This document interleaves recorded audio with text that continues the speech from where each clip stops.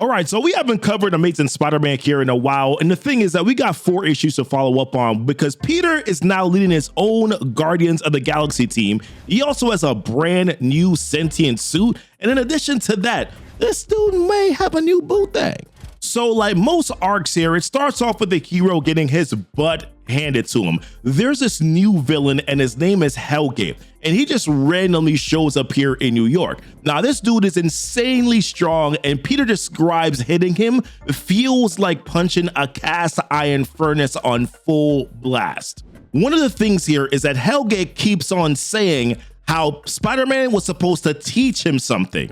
Now Hellgate here is following this person named Nicodemu, who we won't see in full here until we get to issue number 17, which is supposed to be the next issue here of this arc. But we will get a glimpse here in a little bit. I'll point it out to you here. Now Nicodemu is the one that sent Hellgate here. And apart from that, we really don't know much else here about Hellgate. But right when Hellgate was about to kill Spider-Man, yes, kill Spider-Man, there's a voice that comes in and says, "Stay your hand, keeper of the Hellgate. It has been foretold. He is your guide to greater heights."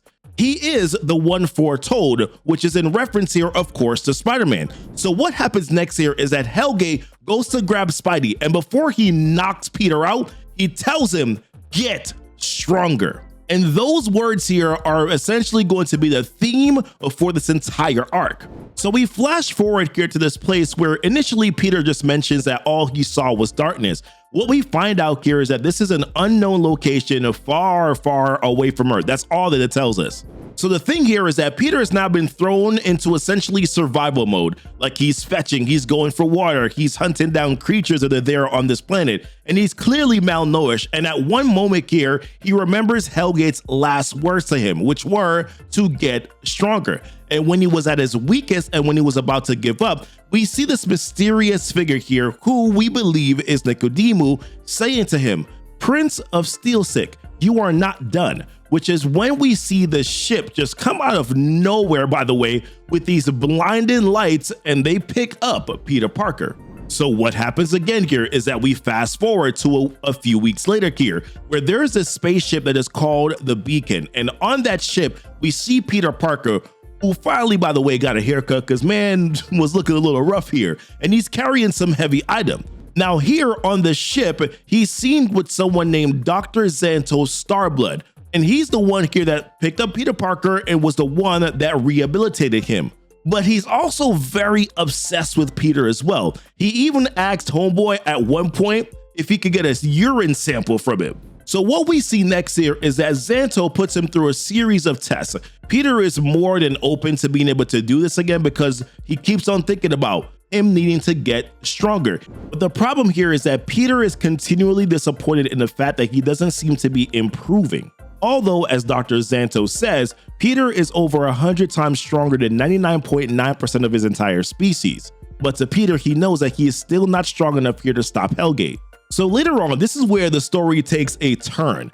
Later on here, in one of these evenings, we see where Peter essentially, he can't really get any rest here, so he takes it upon himself to do some cleaning of Xanto's spaceship. But when he goes down these set of stairs, this man could not believe what he saw. What he finds here is that Dr. Xanto had been experimenting on other people across different planets and has them locked up here in boxes. So Xanto shows up here right in this moment, right behind Peter. And apparently Peter's supposed to feel better about this whole situation because according to Dr. Xanto, he's like, "I like you, Peter. Unlike this rabble, you are smart, industrious, and going to make a hell of a book one day." But Peter has one thing to say. He's like, "Yo, let them out." To which Xanto is like, "Nah, I ain't doing that." To which Peter's like, again, "Let them out." But once again, Xanto's like, listen, like, how about we go back upstairs, pour a cup of ale, and discuss this like men of science. But that's when Peter loses it. And he's like, "Let them out." And then he goes on the attack here at Xanto. Now, clearly, of course, Xanto has the size difference here on Peter, but Peter being agile, he's kind of getting his hits in here. But Xanto's still cocky. He's like, "Yo, Peter, you are in the depths of space in my ship. What will you accomplish with all of this chaos?" To which Peter is like, "Dignity, I think." So what happens here for a moment is that Peter actually gets to escape. And what he does here is that he runs over to this room.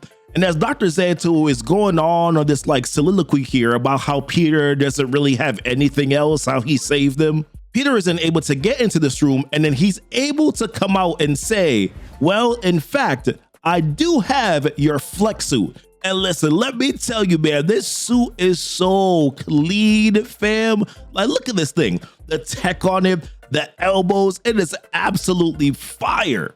So Peter mentioned something here, which is something to put a pin in for a little bit later on. He says there's a second of connection, more like an interface, and he's talking here about the suit. And then boom, it's like wearing nothing at all and covered in armor at the same time.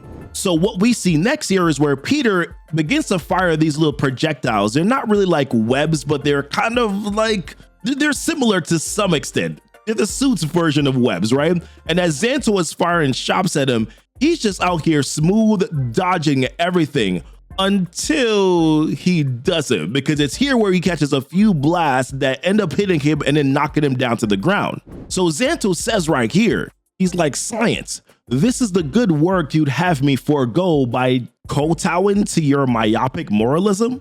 To which Peter responds, he's like, we have people like you back on Earth, tech nuts who prioritize progress over people, not my favorites. And it's in this moment here where we see his suit does something that's very symbiotish. Now, let me be very clear about this. This is not a symbiote suit. But what this suit does here is that it basically pulls these things out of its back and then wraps it here around Dr. Xanto's gun. And then Peter proceeds to hit Xanto with a hook. And then it's right here where he follows up with a kick directly to the face and then knocks him back here for good. But Peter, he wasn't done, because then he comes down here with a strong kick that ends up knocking him down. Wham! So what Peter does next here is that he rushes back down to that same room because he wants to be able to free the people and get them here out of this box.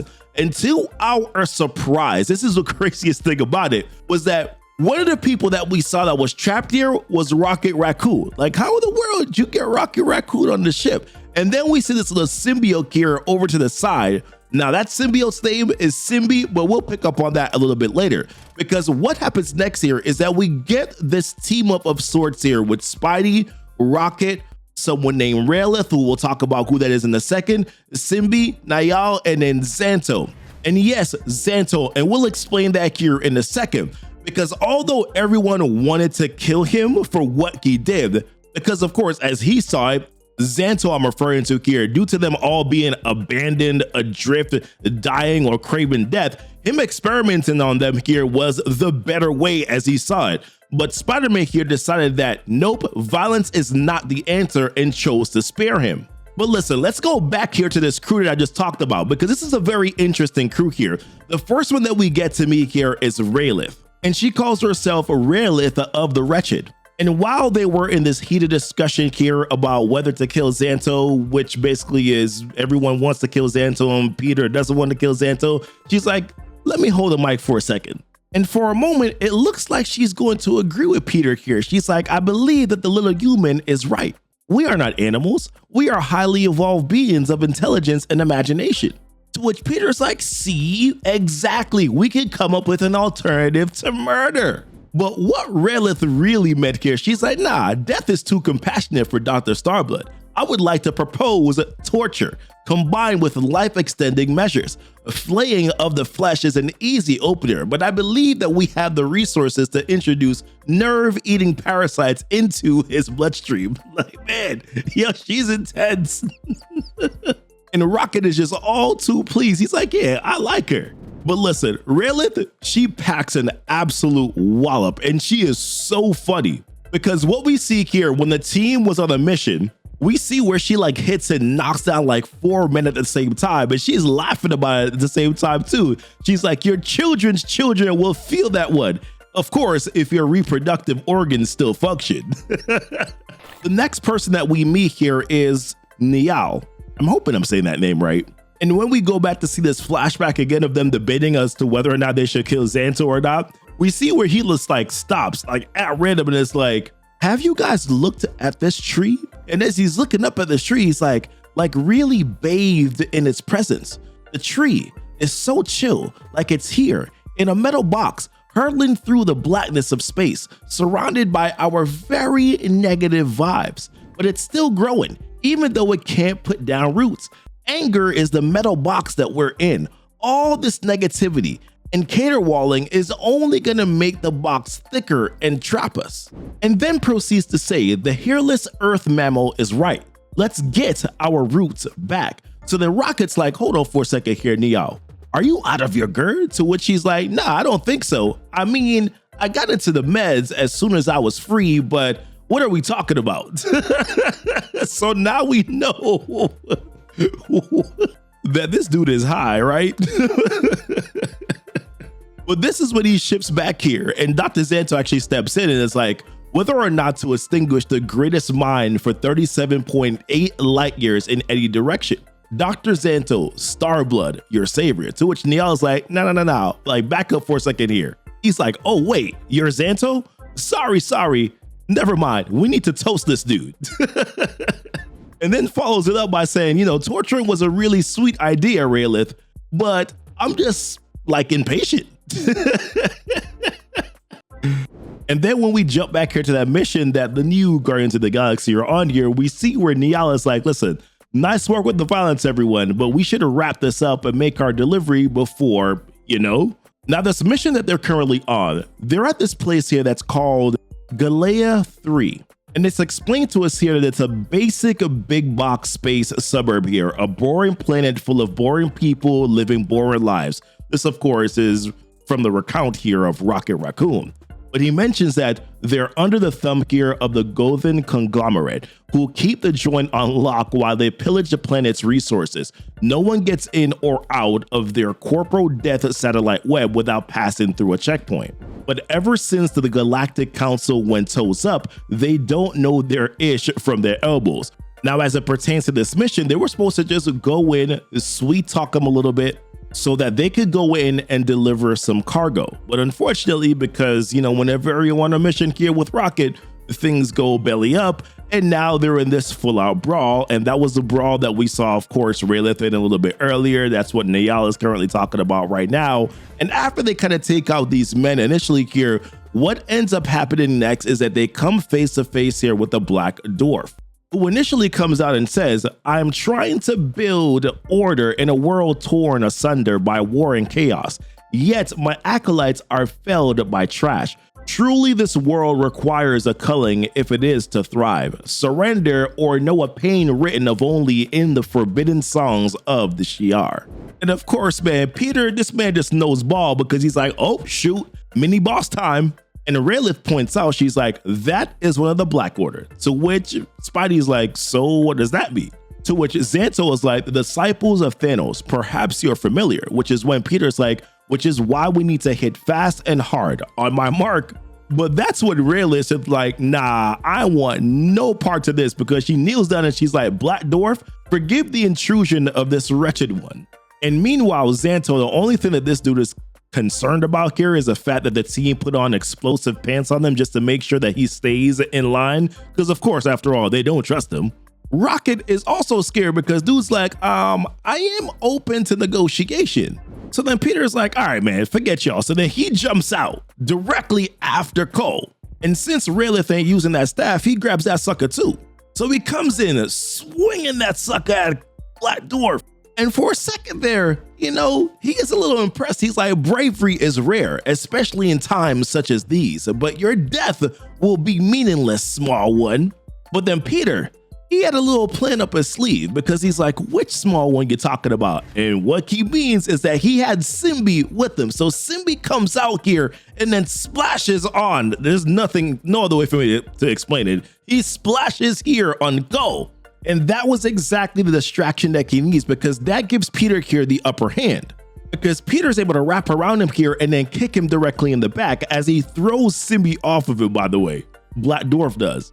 But then it's here again where you can see the suit that Spidey has here. Like, he pushes his fingers out, and then there's like these little things that are coming off of his fingers going directly here into Black Dwarf. Like, what is happening? And as Simbi goes directly here into Black Dwarf's mouth, let that thought sit in there for a second.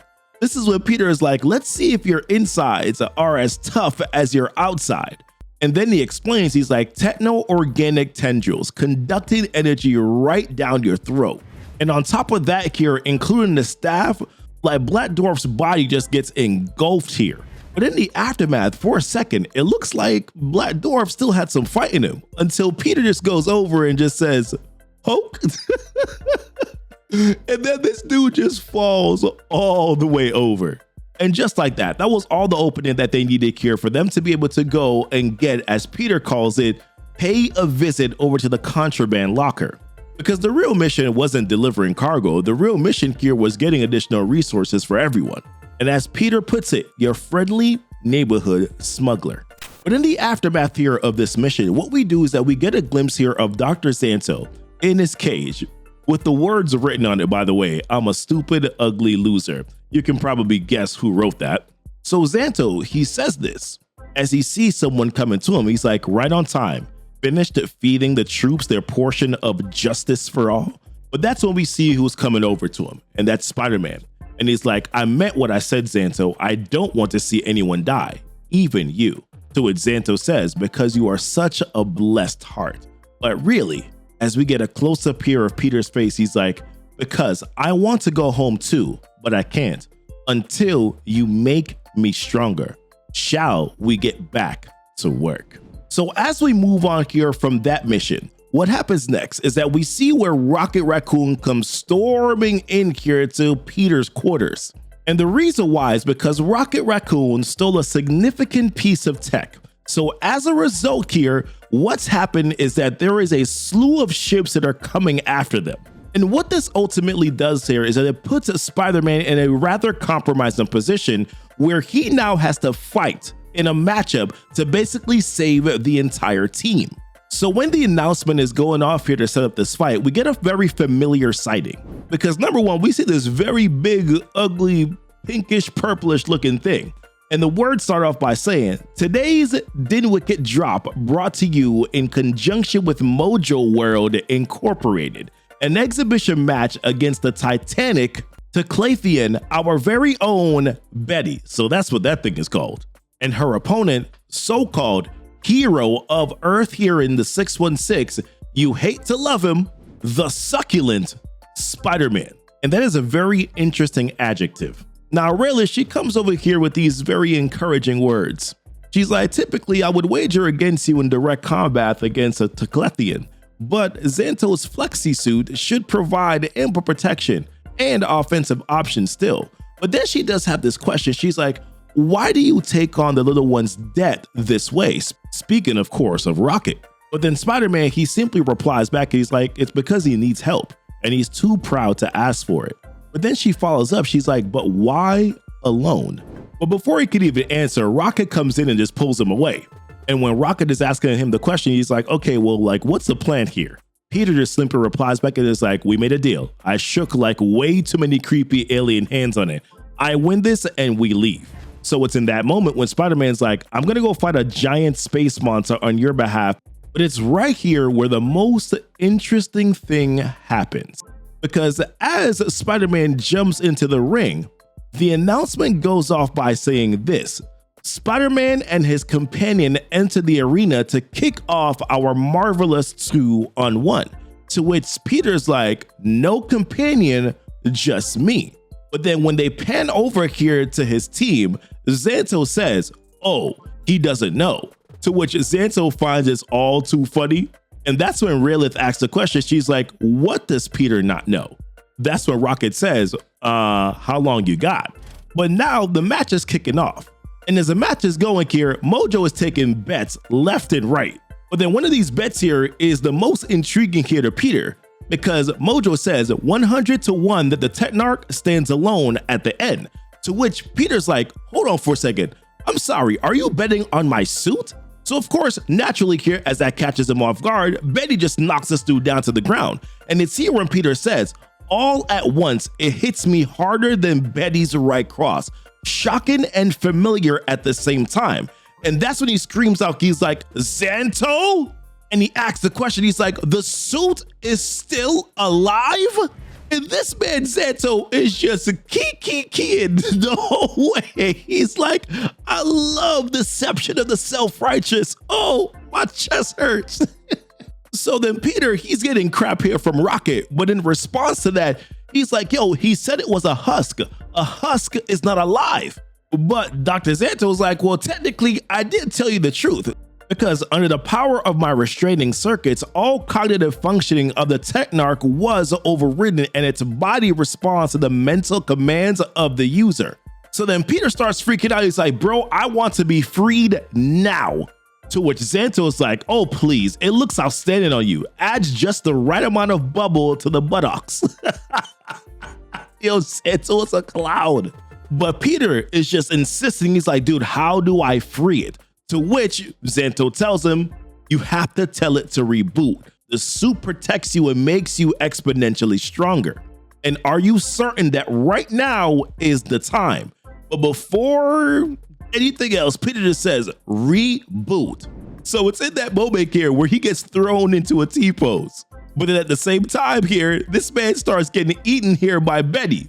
But it's here where things go black for a second. And what we see here are the words that say reboot. Multiple organisms detected, 1% offset, run, restore memory, 0 becomes 1, life birth.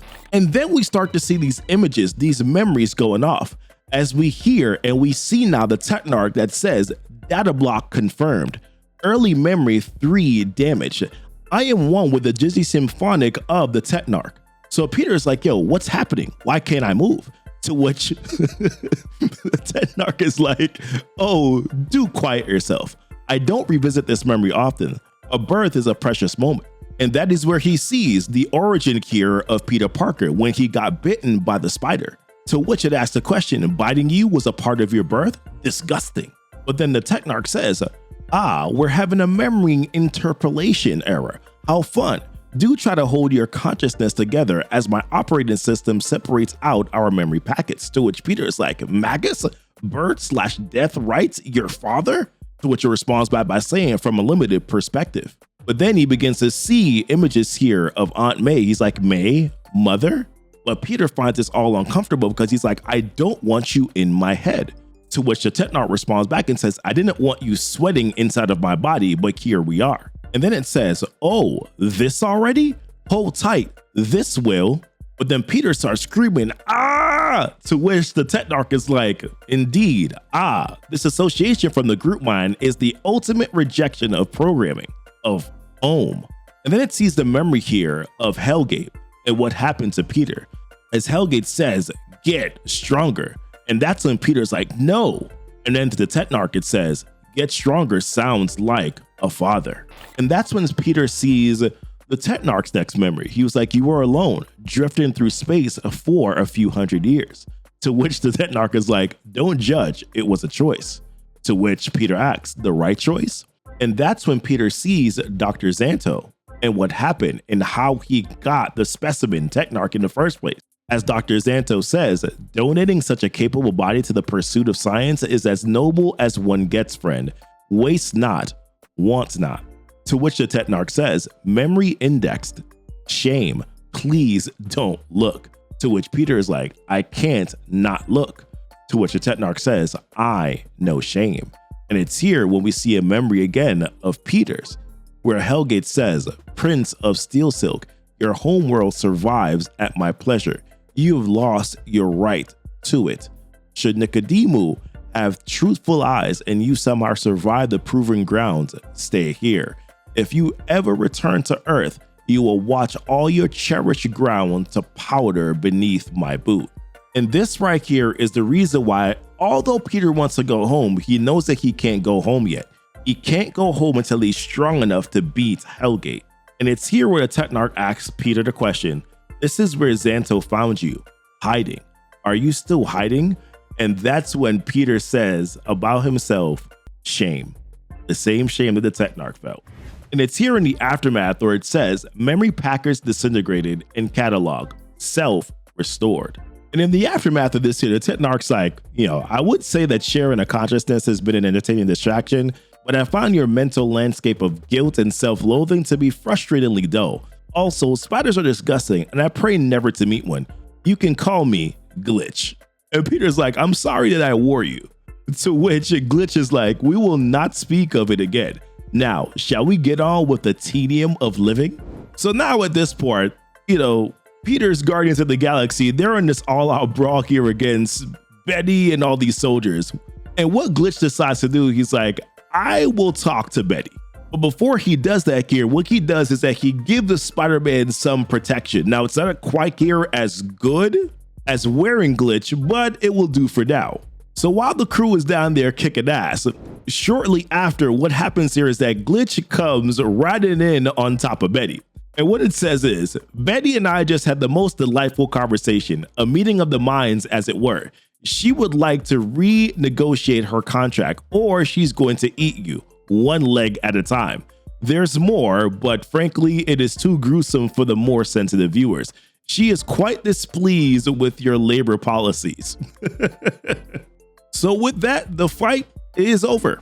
So what we see here in the aftermath, we see where Xanto and now Peter are working together, because remember now, they're trying to find a way to be able to get Peter to become stronger. It's here where Xanto also explains to Peter, he's like, the Technarch was a willing participant in my experiment, to which Peter's like, yeah, I know, I saw his memories. But Xanto asks the question, he's like, you still feel that freedom is better than despair? To which Peter is like, he hasn't asked to go back to the way it was. To which Xanto replies back and is like, yet. The universe is a big place, my boy. Not everyone subscribes to human definitions of morality. So then it's here when Peter changes the topic. He's like, how's our project coming along? To which Xanto is like, slowly. Your biology is elusive, but together I am certain that we can achieve the goal. But it's here where Rocket comes in, and Rocket is kind of pissed because he's just like, why are you talking to Xanto in the first place? So he kind of comes in and then storms out, and then Peter sort of like goes running after him. And Peter is trying to explain to him that it's not really like what you think. But as he's chasing Rocket down here, he gets pulled in. And when he sees who it is, it's Rayleigh. And she has him like pinned up here against the wall. But she got one thing that she wants to know. She's like, I want to ask you a question. To which she's like, all right, yeah, I mean, I was in the middle of something, but then she's like, you gave up strength for the freedom of another life form. Why? And Peter's response, like Peter always does, it's like, it was the right thing to do. Wouldn't you have done the same? And that's when she just lays it on this dude. She gives this man a big old kiss. And then she pulls away and she's like, I'm sorry. To which Peter's like, it's all right. But then she responds back. She's like, no, I did not have permission. But that is when Peter, he's like, you know what? You have permission if you want.